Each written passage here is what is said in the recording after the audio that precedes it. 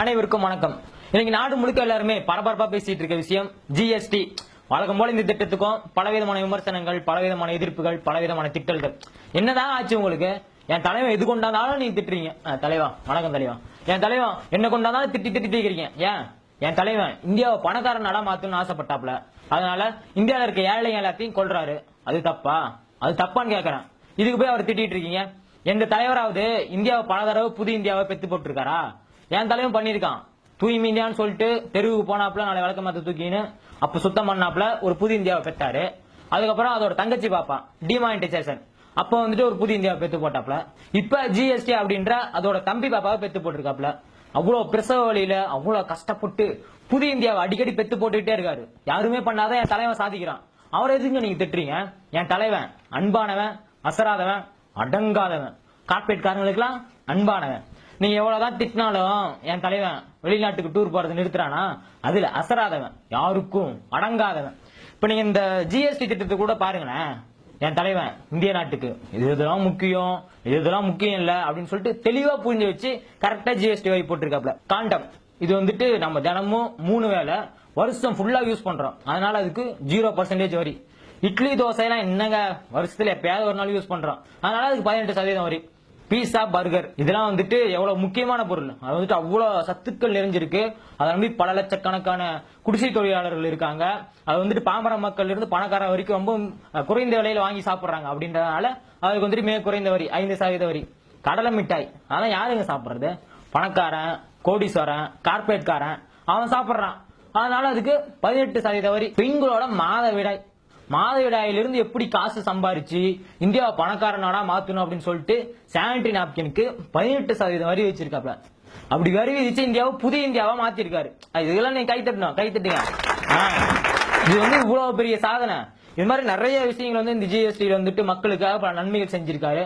அவர் போய் திட்டிட்டு இருக்கீங்க. என் தலைவன் குஜராத்ல முதல்வரா இருந்தப்ப ஜிஎஸ்டி எதிர்த்தாப்ல. என் பணம் தான் ஜிஎஸ்டி அமல்படுத்தும் அப்படின்ற மாதிரி சொன்னாரு. இப்ப என் தலைவன் பணம் தான். நீங்க யாராவது சொல்றத கேட்கிறாரா? பணத்துக்கு தான் காது கேட்காது. ஆனா என் தலைவன் பணம் தான். உங்களுக்கு அது புரிய மாட்டேங்குது. எதுங்க என் தலைவனை திட்டுறீங்க? பாத்தீங்கன்னா விவசாயிகள் யாருங்க?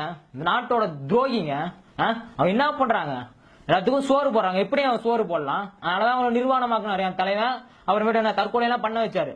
இந்த விஜய் மல்லையா, அதானி, அம்பானி இவங்கெல்லாம் யாருங்க? ஒருவேளை சாப்பாட்டுக்கு கஷ்டப்படுறவங்க. அவங்க எல்லாம் தற்கொலை பண்ணிக்க கூடாது அப்படின்றதுக்காக பல கோடி ரூபாய், பல 1000 கோடி ரூபாய் கடனை தள்ளுபடி பண்றாப்ல. என் தலைவன் பண்றது தப்பு நீங்க சொல்லுவீங்களா? எதுங்க அவர் திட்டுறீங்க? தயவு செஞ்சு என் தலைவனை திட்டாதீங்க. மாடுன்றது தெய்வம். மாட்டுக்கோமின்றது பல அதீத சக்திகளை உடையது. நீங்க பாத்தீங்கன்னா இந்த சென்னை கேன்சர் இன்ஸ்டிடியூட் இருக்குல்ல, அதுல இருக்க எல்லா மெடிசனும் வெளியே எல்லாம் எடுத்துட்டு போய் கொட்டிட்டாங்க. இந்த மாட்டுக்கோமியை மட்டும் வச்சிருக்காங்க. வர்ற கேன்சர் பேஷண்ட்டுக்குலாம் இந்த மாட்டுக்கோமியத்துல ஒரு துளி எடுத்து ஆயில் ஊத்துறாங்க. அப்படி கேன்சர் உடனே குணமாயிருது. அந்த அளவுக்கு மாட்டுக்கோமியம் வந்து சக்தி வாய்ந்தது. இதுதான் நாங்க வந்துட்டு பரவாயில்ல எங்களுடைய கொள்கைகளை பரப்பிட்டு இருக்கோம். உடனே தப்புன்றீங்க, தலைவனை திட்டுறீங்க, கொள்கைகளை திட்டுறீங்க. இன்னும் நீங்களா முட்டாளுங்க நீங்களா? இதெல்லாம் உங்களுக்கு புரியவே மாட்டேங்குது. பாத்தீங்கன்னா மாடு வந்து தெய்வம் இந்தியாவில மட்டும், சரிங்களா? இந்தியாவில வந்து மாட்டு இறைச்சி சாப்பிட்டீங்கன்னா சாமி வந்து கண்ணை குத்தும். ஆனா நாங்களே வந்துட்டு வெளிநாட்டுக்கு வந்துட்டு ஏற்றுமதி பண்ணுவோம். அப்போ வந்து சாமி கண்ணை குத்தாது. அது வந்து நிறைய பணம் பார்ப்போம். அடுத்து பாத்தீங்கன்னா எங்களுடைய கொள்கைகளை பரப்புவதற்காக நிறைய கோப்பா சைக்கிள், அவங்கள பைத்தியம் சொல்ல முடியாது, அவங்க கொண்ட கொள்கையில வந்து பைத்தியமா இருக்காங்க. தமிழ்நாட்டில் நிறைய பேர் இருக்காங்க. யார் அப்படின்னு சொல்லிட்டு பாத்தீங்கன்னா முஸ்லீம் வீட்டில் சாப்பிடுகிறவன் உண்மையான இந்துக்களே கிடையாது அப்படின்னு சொல்ற ஒரு பைத்தியம். அப்புறமேட்டு வந்து ஹிந்தி படிச்சீங்கன்னா கல்லீரல் நல்லா இருக்கும், கிட்னி நல்லா இருக்கும், நல்லா ஆய் போவோம் இப்படின்னு சொல்ற ஒரு சில பைத்தியங்கள். அப்புறமேட்டு வந்துட்டு தமிழகத்தில் தாமை மாண்டே தீரும் அப்படின்னு முழுசா சந்திரமுகியா மாறி இருக்க நம்ம அக்கா. இந்த மாதிரி வந்துட்டு தாங்கள் கொண்ட கொள்கைகளில் முழு பைத்தியமாக மாறி இருக்கிறவர்களை நாங்கள் தமிழ்நாட்டில் உருவாக்கி இருக்கோம். முன்னாள் குடியரசுத் தலைவர் அவர் யாரு? நம்ம அப்துல் கலாம் ஐயா. அவர் என்ன சாதனை பண்ணாருன்னு கேக்குறேன். அப்படி என்னதாங்க சாதனை பண்ணாரு? சும்மா 2 ராக்கெட்டை வானத்தில் விட்டாப்ல. அப்புறம் கொஞ்ச நாள் வந்துட்டு குடியரசுத் தலைவர் உட்காந்தாப்புல. இதெல்லாம் சாதனையா? நானும் தான் கேட்கறேன், இதெல்லாம் சாதனையான்னு கேட்கறேன். அதனாலதான் என் தலைவன் அதை கரெக்டா கண்டுபிடிச்சாரு. 2 வருஷமா அவருக்கு வந்து நினைவு மண்டபமே கட்டல, இன்னும் அப்படியே இருக்கு, நிலுவையிலே இருக்கு. ஆனா என் தலைவன் எவ்வளவு பெரிய சாதனை பண்ணிருக்காப்ல. அதனாலதான் அவர் இருந்த டீ கடைய சுற்றுலாத்தலமா மாத்த போறாங்க. இந்த சுற்றுலாத்தலத்துக்கு 100 கோடி செலவு பண்ண போறாங்க.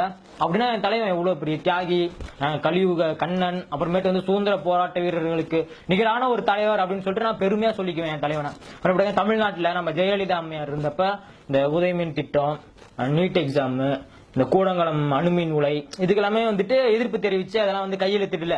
ஆனா அவங்க இறந்து போன பின்னாடி இப்ப தமிழ்நாட்டுல 2 சொம்புங்க இருந்துச்சு, சொம்புங்க தான் பொம்மைங்க, தலையாட்டி பொம்மைங்க, அதுங்களை வச்சு இந்த உதயமின் திட்டம், நீட் எக்ஸாம், கூடங்குளம் அணுமின் உலை, அப்புறம் இந்த கதிராமங்கலம் ஹைட்ரோ கார்பன் ப்ராஜெக்ட் இது எல்லாத்துலயும் கையெழுத்து போட வச்சிட்டாப்ல. என் தலைவன் எவ்வளவு பெரிய ஆளு, இதெல்லாம் உங்களுக்கு புரிய மாட்டேங்குது. இனிமேட்டு வந்து என் தலைவனை தயவு செஞ்சு திட்டாதீங்க. நம்ம நாட்டு மக்களுக்காக உயிரை கொடுத்து ஒழித்துக் கொண்டிருக்காரு என் தலைவன், சரிங்களா? தயவு செஞ்சு இனிமேட்டு என் தலைவனை திட்டினீங்க அப்புறம் பாருங்க நீங்க அவ்வளவுதான். எதிர்காலம் வரும், என் கடமை வரும், இந்த கூட்டத்தின் ஆட்டத்தை ஒழிப்பேன்.